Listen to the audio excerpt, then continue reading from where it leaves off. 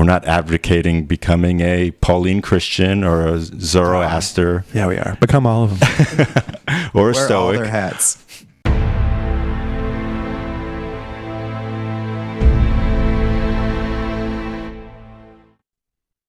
Last week on MindMatters, in our second discussion of Zarathustra and Zoroastrianism, we talked about some of the similarities between Zoroastrianism and Christianity, early Christianity.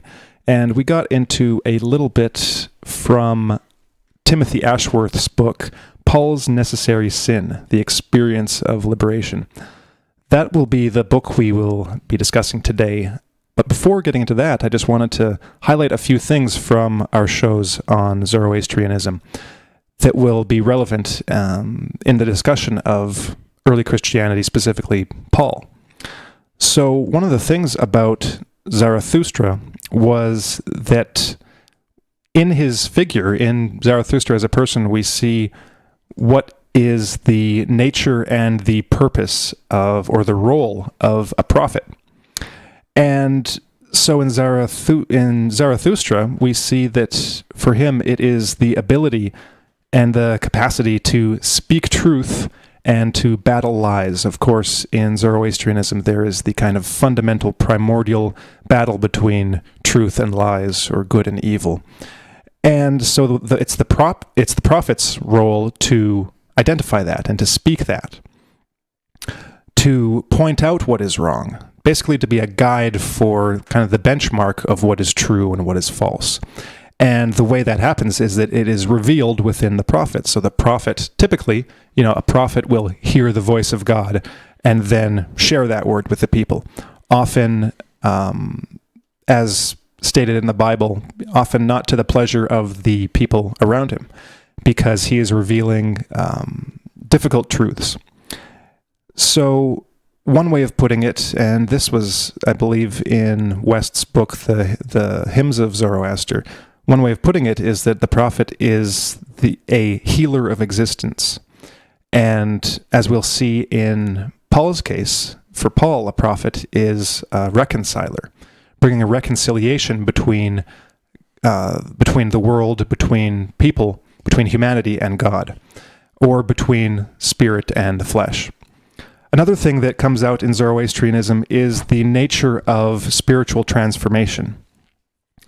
And in the case in that religion, what we see is that the nature of that transformation is to come into alignment with these kind of higher principles, with the higher will, basically with God's will. In Zarathustra's case, that would be Ahura Mazda.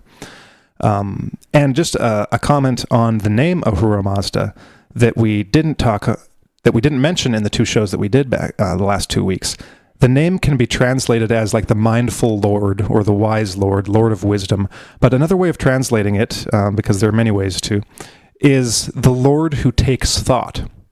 So if you combine all those together, the main function of the Lord in Zoroastrianism has to do with attention and mindfulness and paying attention and taking things in mind. So there's this there's that aspect that will become important as we go on. And so the thing that the Zoroastrian comes into alignment with are the Ahuras that we mentioned, the Asuras, the good thought, right or truth, Asha. And by coming into alignment with these things, it is then that the goal is then that one will manifest those things, that will experience good thought for themselves, and from that good thought there will issue good words and good deeds. So you will actually consistently manifest good deeds and good actions. You will then become what you believe. Your thoughts will inform your actions, and those thoughts and those actions will be in alignment with the kind of the right half of creation, and out of alignment with wrong or evil or evil thought or worse thought. So the idea inherent in this is that there is like in our ordinary state, humanity is caught between all these choices, like we mentioned last week, caught between good and evil, truth and lies, but we can't really see it for ourselves. So the role of the prophet is to reveal that to us from the outside, but the goal really of that is to then effect a transformation in us where we experience that for ourselves from within. So we then know good thought for ourselves, and therefore can act consistently in a good way, in the right way. So there's this establishment of like a direct connection between these different levels of reality, these different levels of existence, between us as these individual humans, and then with the highest level of reality, and then everything in between, through which that will, that attentiveness, that attention, and that wisdom filters. So from the very Godhead filters these various principles and tendencies which we then embody on earth. And like we saw in Zoroastrianism, that is the purpose. We are on earth to be kind of avatars of that battle. It's on earth that we are doing the work of God by engaging in the battle between truth and lies, for instance. So tying this back again in another way to the role of the prophet, is essentially the goal is to become prophets ourselves, in a certain sense. And that entails listening to and then following the guidance that comes from those good thoughts. And then finally, one of the thing that Zoroastrianism kind of reveals is God's action in the world. What does God actually do, and how does that actually work? How does the Ahura Mazda act in the world? And kind of already got to that through the kind of the alignment between the good thought of the Lord and the good thought of each human. When those are in alignment, we are essentially doing God's work according to this system. And one way that that's expressed in Zoroastrianism is that by doing so, we are manifesting God's dominion. Dominion is one of those 6 lords that is associated with, that are associated with Ahura Mazda. So through our own what is called piety, in that specifically that there's that's an essential word in Zoroastrianism. Through our piety, we manifest God's dominion and increase it. So the way that God manifests in the world is through the people manifesting God's dominion. It's a circular connection that's going on there. As we do what is right, we are enhancing the manifestation of those higher thoughts in the mind of Ahura Mazda.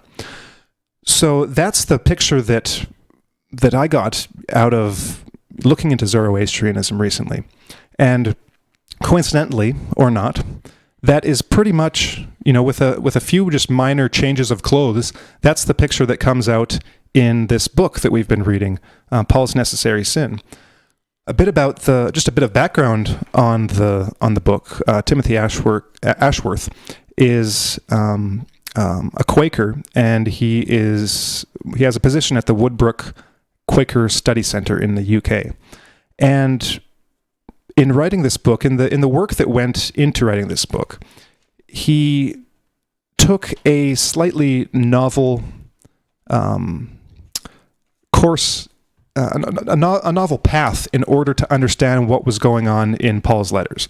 Because just like with any religious text, and especially one that has such a big following now and so much history, unlike Zoroastrianism in a way, because there is still a Zoroastrian community, but it's not as big, and there have been periods where it's come in and out of popularity.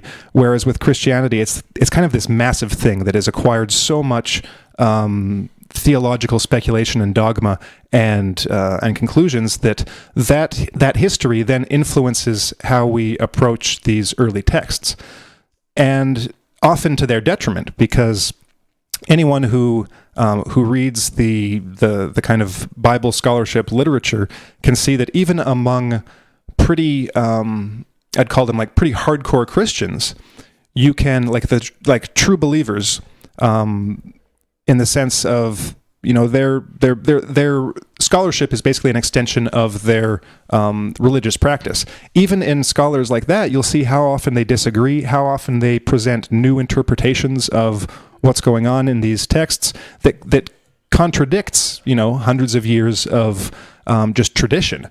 So what Ashworth did is he basically decided to go back to the Greek itself and try to come up with just basically a good translation of these letters, because oftentimes when you have a single word, and he gives several examples. When you have a single word, it'll be translated in a particular way at a particular time, and then that translation will then breed a whole interpretation that creates this kind of theological framework and structure that then is kind of hard to chip away at, because it's just, that's what people believe. When, if you go back to the original texts, as he does, you may find that original translation, and the translation that we've been using for so many years, doesn't give the full sense of the text itself, and that in fact a better translation might give an entirely different sense. So he does that. He starts out by, throughout the text, but particularly in the beginning, he goes through several important words in Paul's letters, and I think I mentioned some of them last week, or at some other time, but there are some important ones, like being justified or justification, righteousness, the faith in Jesus, several other words like the elements of creation. What are the elements of creation? But what Ashworth does is look at all these words, look at the traditional classical definitions in the dictionaries for these languages at the time, ancient Greek in this case, and then try to see what fits best in all situations. So is Paul using like a certain word consistently? And if not, what are the range of meanings? Because oftentimes you'll find in modern translations, English translations of the Bible, that the same word will often be translated in one sense in one verse, and then even in the same verse or one or two verses later, in a completely different sense, or a sense that isn't that just doesn't flow naturally. It's like you're using two completely different words, where when the context of what's going on would seem to suggest that Paul's using the same word in succession for a particular reason, because he has the same, small, either one meaning or the same small kind of closely nested, connected sense of meanings in both cases. So by doing so, he comes to some pretty radical conclusions about what Paul was actually saying. He also argues that Paul is a coherent thinker. In other words, that a lot of these ideas, they actually make sense with each other. They don't contradict each other, because there are several scholars of early Christianity and Paul who argue that Paul is an incoherent thinker, that he's not really, he's not really that logical. He might say one thing and then contradict himself in another sense, in something else that he says. And Ashworth argues that on the most important level, dealing with these kind of central ideas in Paul's letters, that actually they do create a coherent structure that does make sense. Each part kind of makes sense in relation to all the other parts. And that is what he seeks to lay out in this book, is to present each of these pillars of this structure. And then by the end, they kind of all come together to create this kind of, this beautiful kind of temple or something that is created, or that is there, that hasn't really been recognized.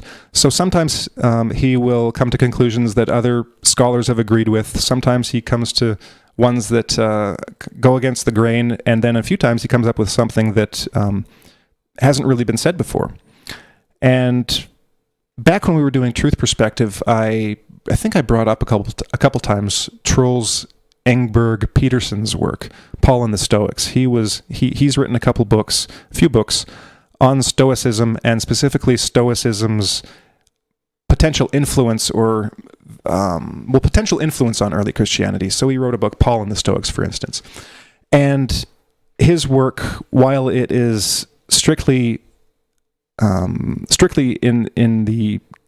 that comparison of Stoicism and Pauline Christianity, and showing how they both essentially have the same structure, Ashworth, I'm not even sure if Ashworth has ever read Engberg Peterson, but coming at it from a completely different angle, he reaches several of the same conclusions about this nature of transformation and what's actually going on in all of these letters.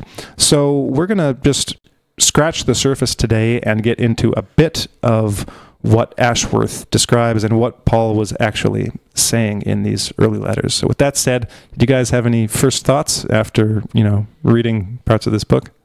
Well, yeah. Anybody who's been watching MindMatters or following us over the past year or so knows that we enjoy looking at different systems of belief, systems of meaning, and the implications they have throughout history, and how we can take certain ideas and translate them into meaningful practice in modern life. The kinds of answers, solutions that are there staring us in the face, but rather than trying to reinvent the wheel, find out who did it best and see how they did it.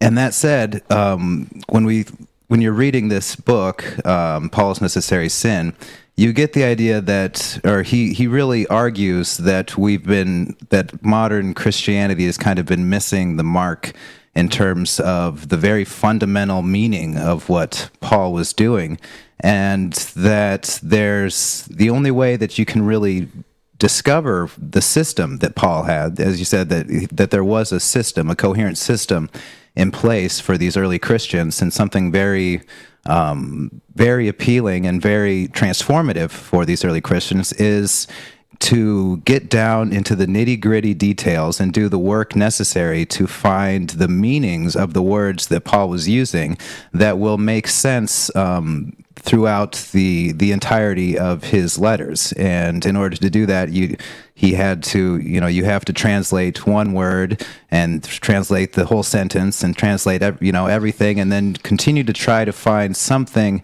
in modern English that can approximate the meaning without the kinds of biases that people kind of are prone to bring to religious texts. And in that sense, there, like you pointed out, a couple words that have been used to understand Paul's letters that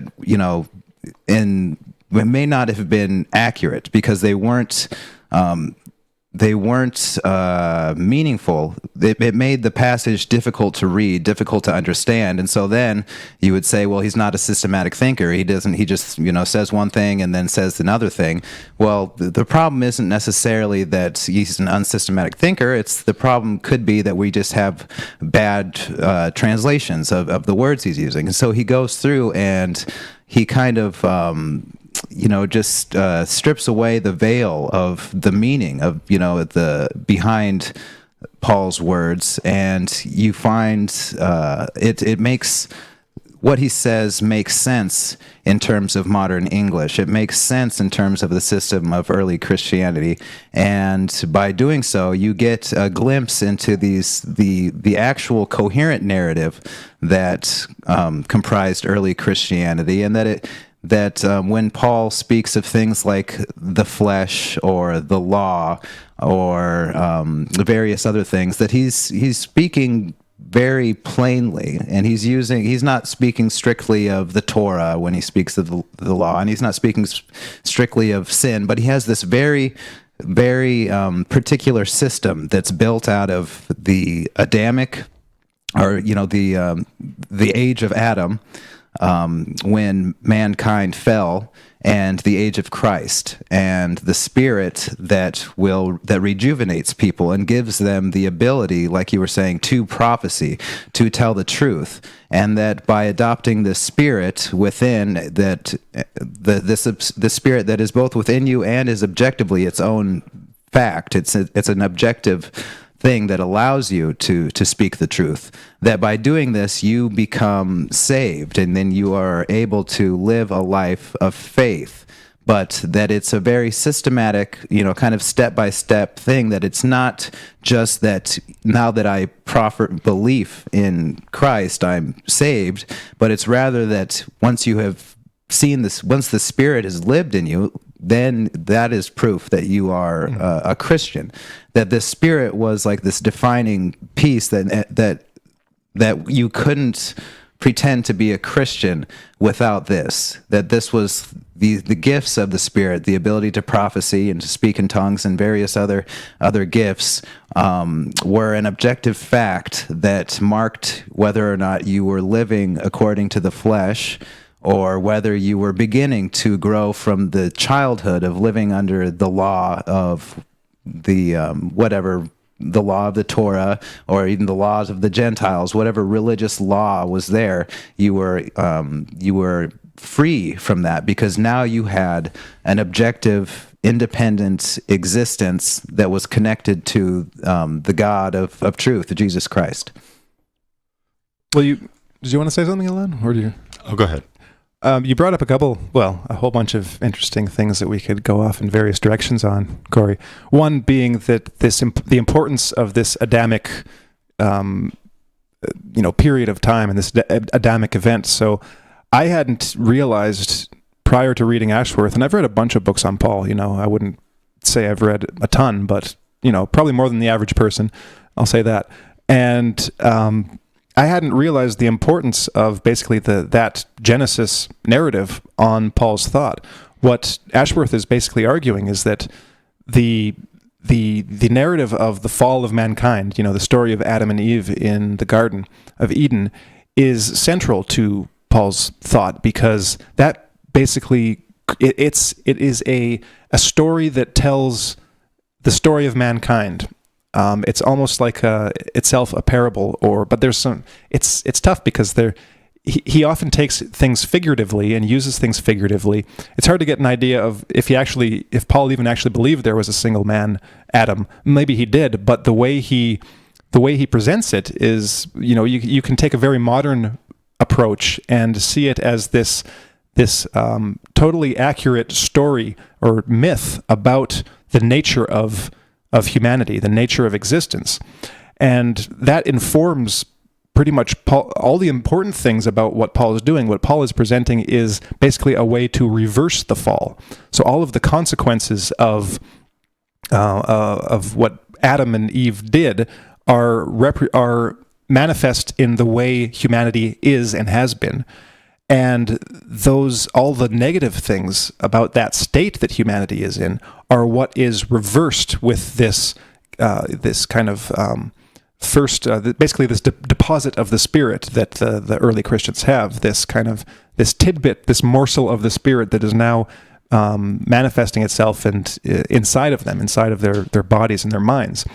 And what we have is this kind of grand scheme, this grand storyline of the fall and redemption of mankind. And it's just remarkable the way it all kind of fits together. You can see how each element of that first story informs this kind of magnificent solution to that predicament that mankind is in. One idea central to that is this idea of the image of God. How in Genesis, mankind is created in the image of God, and then we basically think ourselves wise. We don't. Adam, who is representative of mankind, disobeys the word of God, and then eats from the tree, the tree of the knowledge of good and evil, and acquires that knowledge, but then acquires now death as a result, mortality. So for Paul, this is kind of a snapshot image of humanity, that we have lost our connection with the divine. We no longer hear the word of God, which comes to us via the Spirit, and we are now trapped in mortality. We're trapped in these. We're trapped in these bodies, but we're identified with these bodies. We become so identified with fleshly existence, which is this separate individual, self-oriented, machine that we're in, this biological machine that we're in, that we lose that connection. And the result of that is isolation as individuals and enmity, the friction and the conflict that we then have with others, with the people around us. Did you want to say something? Well, you said identification. Mm-hmm. And one of the biggest themes throughout this book is identification among the Jews and some Gentiles with the law, the Ten Commandments. And one of the points that gets repeatedly brought up in the book is this reliance upon and this identification with laws that are external to the individual, that seek to, in theory, keep us in line, but that in an attempt to mediate the relationship between an individual and God, actually separate the individual from God, separate one's capacity to be a living embodiment of what is a spark of God's divine will, a shred, a sense of what is truly good and spiritual and quite possibly in potential innate within the human being. And this is what Paul has been trying to beseech in his listeners and through his letters. He's trying to explain through his own revelation, through his own experience of incorporating the Word of God in his own understanding, in his own heart, that a literal reliance upon the laws of the Bible are in fact limiting in an individual's attempt to be that representation of good on earth and what they're doing. One quote from the book that sort of speaks to this, and there are many, is conduct informed and enabled out of a direct and immediate apprehension of the divine will, which is pretty profound.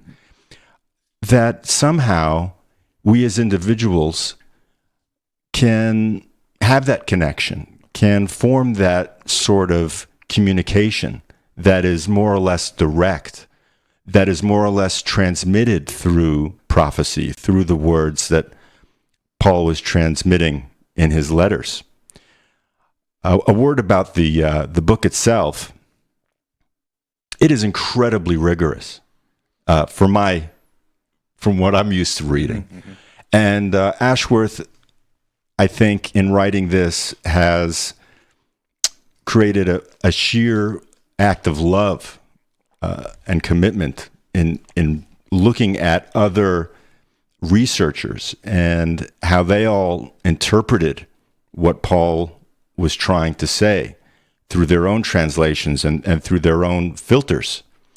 So Ashworth is really, he wants to know, and he wants us to know as much as it may be possible to know what it was Paul was trying to convey at its deepest sense. And this is, I think it's a profound effort. And I'm just hoping that we come to some understanding ourselves in a revelatory way a little bit and get to some sense of the power of Paul's letters and the work involved. One other thing I just wanted to add, and that is there are certain passages that that talk about Jews being circumcised and how this is the outward manifestation of their connection to God along with their adherence to the laws. And something very kind of touching that Paul says is that you want to have a circumcision of the heart. You want this the connection to God be one of spirit and not one of a kind of literal interpretation, so as to have a superficial and almost egotistical connection to God, where you can say, I perform these rituals, I adhere to these laws, I am pious because I wear this and take this day off. There is a internal transformation which seems true to me, which seems correct. The spirit of something, you hear that in conversation quite often. the letter of the law versus the spirit of the law. What is the spirit that makes things truer than the letter? What is the heart of the matter that makes things more correct, more righteous, more in alignment with the will of God? And that's one of those invisible things. What is that spirit? What is the spirit? It's not something tangible. You can't just see it like you can see a red apple that's in front of you. It is one of the invisible kind of eternal things of creation that we've lost the ability to see. That's one of the central ideas of the fall, is that we have lost a capacity of perception in our identification with our own individuality. We've actually, our own perception and thinking processes have become subject to the corruptibility that our bodies are subject to. So there's this, all of these things are tied together in Paul's thought, that we are trapped in this mortal flesh, and that mortality, that death, tinges everything around us, everything that we do, everything that we say, everything we experience. In our ordinary state, that is all associated with this mortality, and so that would include this. When we've lost that connection with the divine, we've lost the ability to access or see the unseen, to see the invisible things of God, to see the invisible nature of God, and that's what creates this disconnect and the strife and enmity that you have between humans and among humanity. It's a result of this disconnection. It's a result of this new blindness that comes with the identification with just our physical selves. And when you're talking about the kind of the Jews who lived under the law and saw that as a good thing, it was I like the way you put it, because I do these things, I have this status, I do this. It basically me. What it all comes down to is these are all the things. Well, it basically shows the inherent and kind of inescapable selfishness of humanity, at least one of its manifestations, that even in our goodness and the things that we do to try to be good, there's still an element of self-centeredness and puffing ourselves up, a reason to boast, as Paul would put it. But all of that is, as Gurdjieff would say, merd. All that's shit. That's all irrelevant, and it just shows how inured we are in this identification with the flesh, in this selfishness, that even our thought processes, even the way we think about ourselves, about the things that we do that are ostensibly good, even in those things we are selfish and thinking of ourselves and thinking highly of ourselves or too highly of ourselves. It's like it's this inescapable thing where when it's pointed out to you, you can't help but respond in a self-centered, kind of arrogant manner. It's just that's the default state of humanity. That's the default state of every single one of us. This inescapable selfishness. For Paul, that's related directly to the fall, to this identification with this physical existence.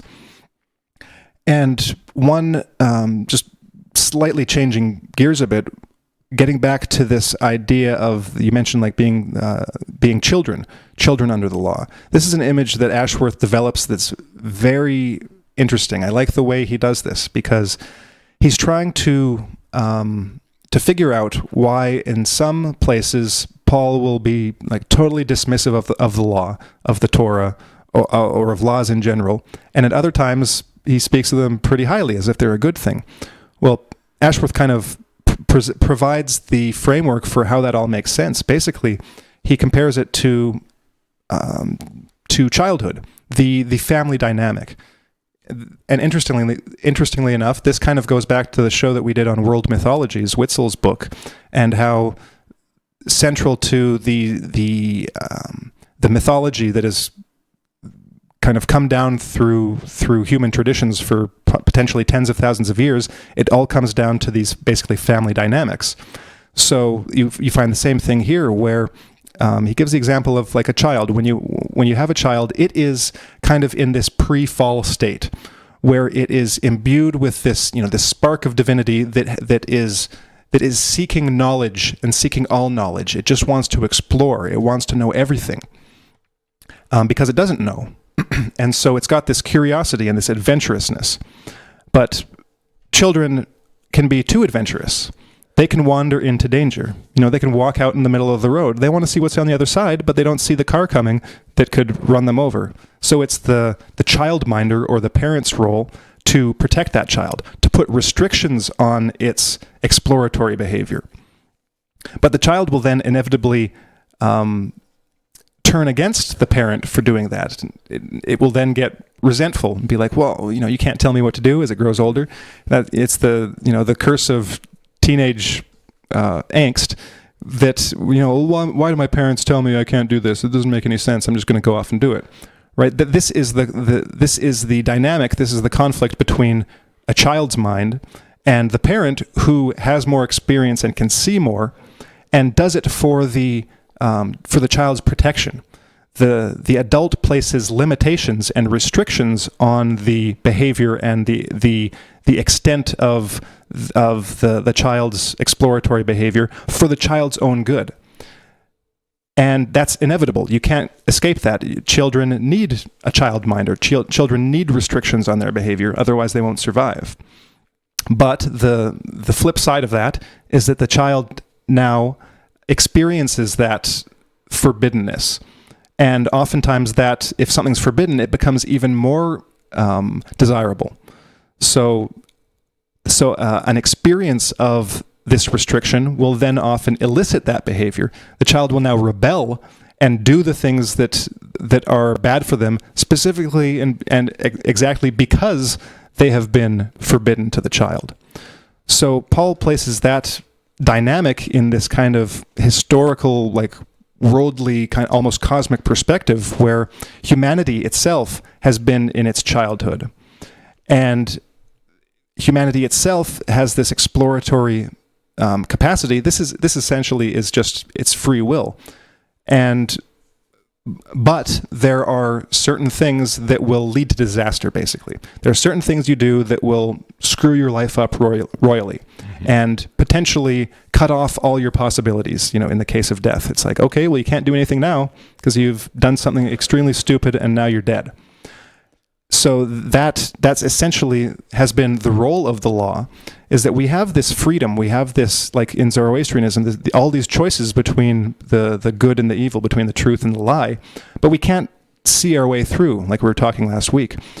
So what the law does is, at least it provides a structure, a framework, to help guide people along, to keep them roughly on the right path. It won't necessarily transform them. In fact, according to Paul, it will definitely not transform them. It is strictly this external system of rules and restrictions in order to just try to keep people in line, for their better interests.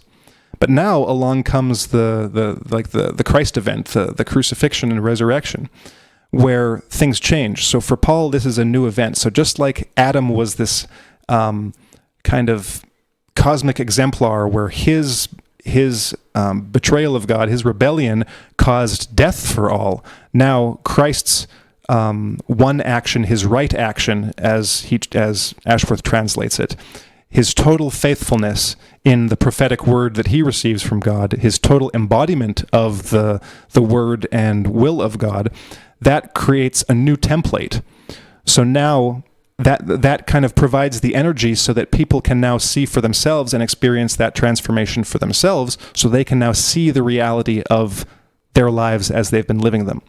And once that transformation takes place, once there's been a radical reappraisal of your perception of yourself, and how now that you see the way that you've been living in a totally different light, so in the system of Paul, now that you have kind of this direct access through the spirit of basically the mind of God and the righteousness of God, the right action of God, the way of behaving in the world, then you no longer need the law because you have this direct connection. So for Paul, the Christ event was this opening up of potential so that potentially all of humanity could then have direct access. They could directly perceive right or wrong in any situation because of that alignment with, like with Zarathustra, the alignment of good thought. Well, I am thinking the thoughts of good thought, and therefore, why would I need, some book to tell me what to do or some religious authority. I experience it for myself. So any going back to the law, any going back to the book would be a regression. Now you're just looking to something external you're looking for a childminder. You're looking to be a child again, for someone to tell you what to do instead of knowing for yourself and acting for yourself. So the whole story is not only the growing up, the maturation of humanity as a whole, but this is playing itself out within each individual. And that's how this process, like how humanity transforms, is through the transformation of each individual. So that's kind of the grand scheme of how Paul is presenting this individual and worldly transformation, this total cosmic transformation. It is through this struggle in each person. And so right away we can see correlations not only with Zoroastrianism, as we've been talking about it, but with personality disintegration from Dabrowski and Gurdjieff's ideas, because some of the correlations with Gurdjieff are quite remarkable too, because of course Gurdjieff was trying to instill in people that they are in a state of sleep, they are in a state of slavery. That whatever you think about yourself, whatever high opinions you have of yourself, actually you're pretty wretched. There is so much that you could be, so much potential, and if you think that you've reached at this point, then you're just totally full of yourself. And for Paul, it was the same thing. Paul, we are in a state of deadness, akin to Gurdjieff's sleep, that we are so hopelessly identified with our bodies that we can't see the unseen, we can't see the invisible things, we basically can't see reality. So for Gurdjieff, you could say the same thing. We're so out of touch that we, as he put it in Beelzebub's Tales, because of the properties of the organ Kundabuffer, we see everything upside down. We can't see reality. That at some point, through the individual life, as we grow up, and through the history of humanity, we've lost something. We've lost this connection. We've lost this ability to see and to actually do. And what Paul's presenting is the way forward. Well, Paul and Gurdjieff are presenting is the way forward, the way to actually transform oneself and be transformed in order that we can then do things. Do, like with a capital D. For Paul, that was right action. Translated as righteousness in a lot of translations. So that's I think that's all I wanted to say on that. But well, you used one word in there, Harrison, and that was faith. And it seems that Paul was making this distinction between following the law and having a faith in the unseen, having a faith in the spiritual hierarchy of the universe, of a God that does know, of knowledge of oneself, of knowledge of what the true intent of a spiritual or spiritually connected life is. And this was something that got me thinking about a number of things, because faith is, when you think of the word faith, you think of a leap of faith. You think of the kind of almost a suspension of disbelief for a moment in order to do the things and to act on the correct impulses that you might not have all the information on. That there's a positive impetus that moves one forward in a certain direction that is informed by a faith in doing the right thing. Sometimes acting quote unquote faithfully can get you in trouble as well. And this is where I think a reverence for knowledge of as many different things as possible helps to informs one's faith in one's actions. There might be information that is part of our thinking that may not even exist on a conscious level, but that affords us an opportunity to be connected with this information field, the unseen, as you put it, the life of the spirit, the life of the soul, the life of intelligences that are of a cosmic nature. And so there is this beseeching, this maybe that's not the right word for it, but certainly a call on the part of Paul to have faith, to have or make some kind of stretch in one's being personally that would permit them to put external things aside for just a moment and move forward in alignment, move forward in a way that would be closer to their own inner life, inner world, closer to the non-physical, as you put it. And this is something that I wanted to actually ask you guys about, because you sort of know what faith means. We've lived with the word for a very long time, and yet this is a very central part of Paul's calling, because this is what he's asking us to do. He's asking us to, in listening to his prophesizing, to have faith that these are, in fact, the words, these are, in fact, the messages that would seem to be coming from a place from within him, but also from outside of him, having made that connection. So faith. Any thoughts on that, on what he meant by it, or what you understand of it? Well, I'll get into a bit of what Paul meant by it first. So for Paul, faith, you could call it faith or faithfulness. So this is one of the words I talked about in the introduction that has been potentially mistranslated in many cases in the past. This idea of faith in Jesus. That's how it's translated in the New Testament. But the alternative and totally equally valid, linguistically acceptable translation is the faith of Jesus. Mm-hmm. So Ashworth is pretty clearly on the side of the faith of Jesus people, because there's kind of like a split in the scholarship on it, the people that still believe in faith in Jesus and the people who are like, no, it's actually faith of Jesus. So what he's arguing, and I think he's correct, is that what Paul's talking about is that when you have faith, you actually have a bit of, or the same thing as, the faithfulness that Jesus had. And the way Paul talks about faithfulness is he gives the example of Abraham. Both Abraham and Jesus are kind of his exemplars from faith. And what they come down to is this total trust in the living word of God, the prophetic word, basically this direct connection. So it's faith in this word, even against evidence to the contrary.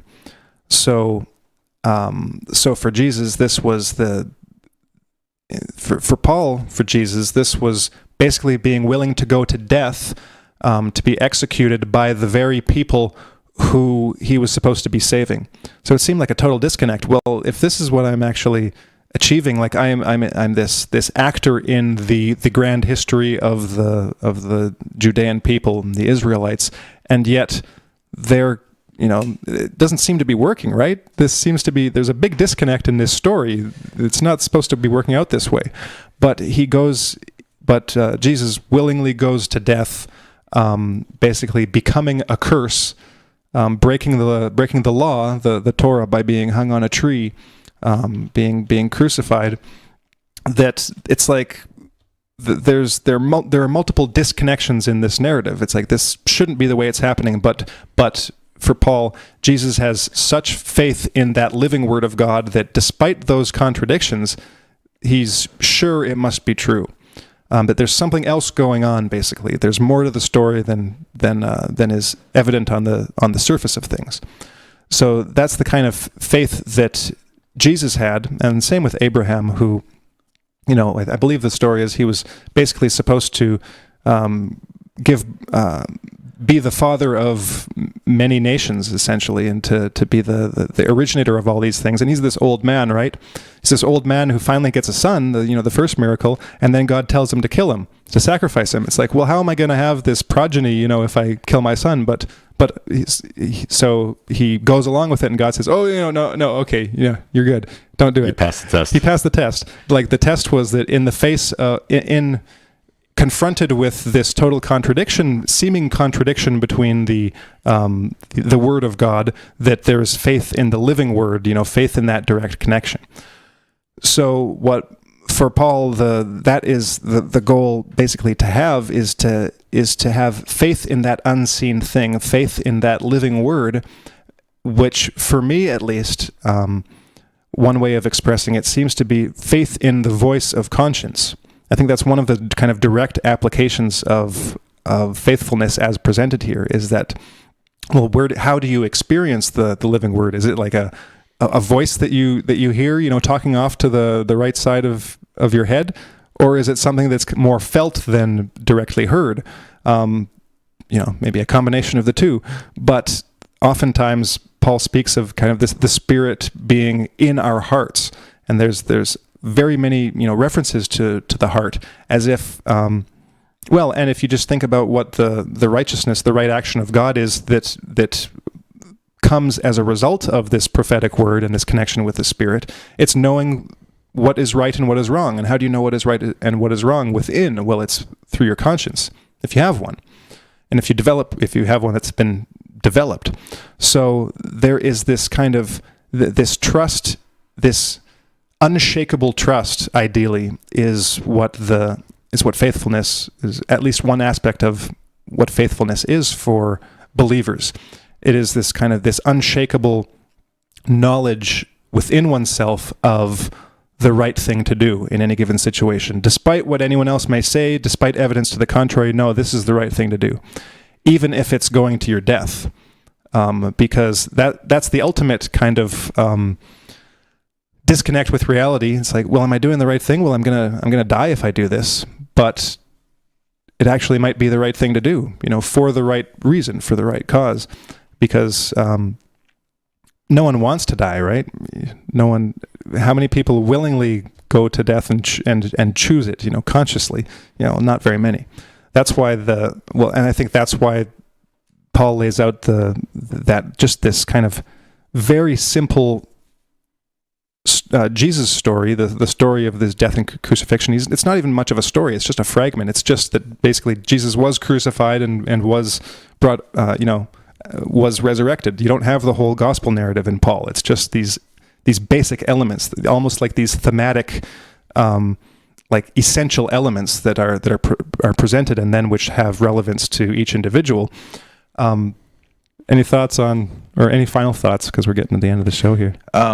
Well, yeah, just a little bit, just touch on my thoughts on faith, for trying to follow up on Harrison's excellent definition, but just my down to earth thoughts was that it seems to be this idea that there is good and evil, that they're objective things, and that it's our duty as living beings to discern them and to act on them, and to keep in mind that there is something higher than us, and that the highest we could, we don't know all of the prophets, so for millennia, people have been trying to find God and trying to discern God, and some people say God is the big guy up there, and I don't know. I don't know if I believe in that. I rather would believe that God, the highest God, is the mind that can discern things and learns, and contains all of these invisible things, the morals and ethics and mathematics and insight and love and caring, and to always have faith that that's real, and that our actions matter, because we are kind of like soldiers out here. You get caught up, you get torn away from friends, family, everything everything goes away, everything changes. You're tossed here and there. There's revolutions, there's constantly chaos, but to always keep the faith of a soldier that you are doing the best that you can for the good, And that even if that doesn't amount to anything, that in the grand scheme of things, all of us are together in that, and that everything, every action and every choice matters. So that. Well, I just want to say that was beautifully said, Corey, and it made me think that the good is this thing that exists both outside and inside of ourselves, like a well of energy or positive force or constructivity.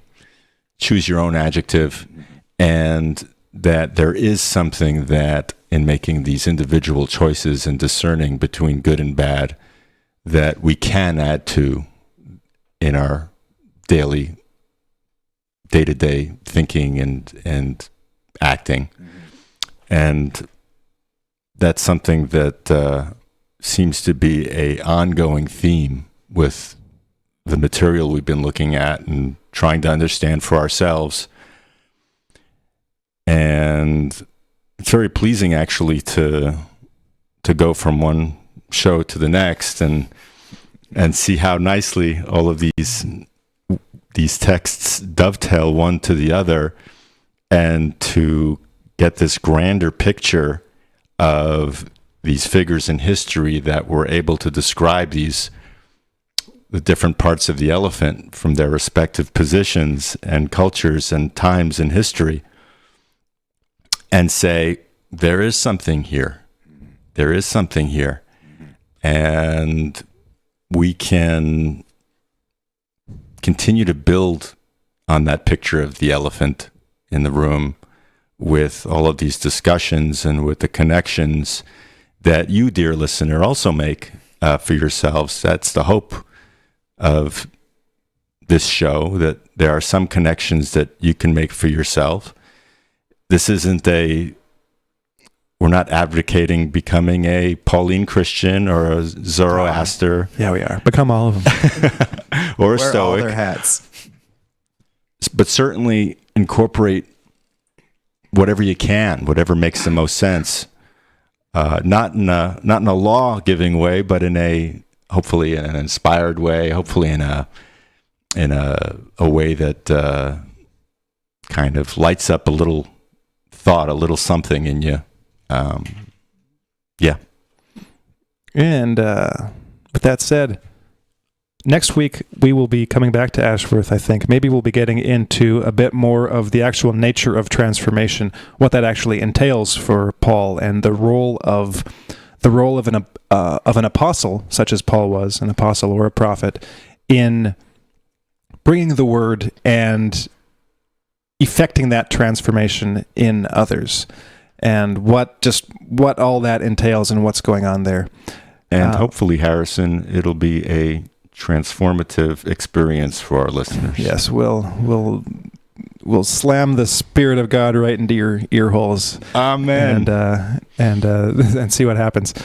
And until that time, make sure to like and subscribe so that you can be alerted. If you click that alerty button too, you can be alerted to your imminent transformation, which will undoubtedly take place next week, same time, same channel. So see you, everyone. Take care.